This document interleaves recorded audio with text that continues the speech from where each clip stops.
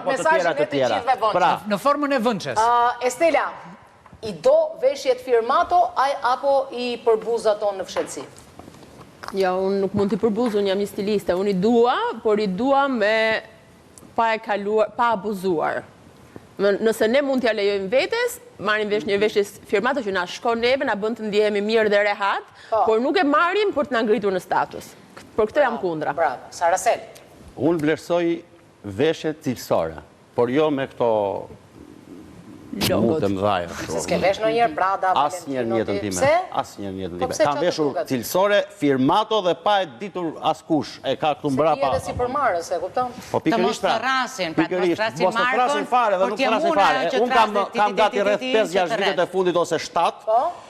Kam gjetur njerëz si Estela. Bravo, si mua, njësoj. E kam seriozisht.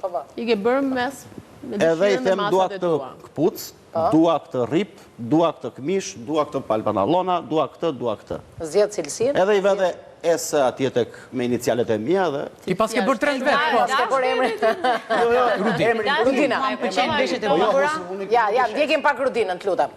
Më pëlqejnë veshjet e bukura Sa po të erdhi dhe dua të diferencoj pjesën e stilit. Për mua shumë e rëndësishme stili individual. Që një individi nëpërmjet veshjes të flasi identitetin e tij të brendshëm, të mos largohet shumë nga identiteti i tij, sepse sa më shumë largim nga identiteti prodhon problematika psikologjike serioze.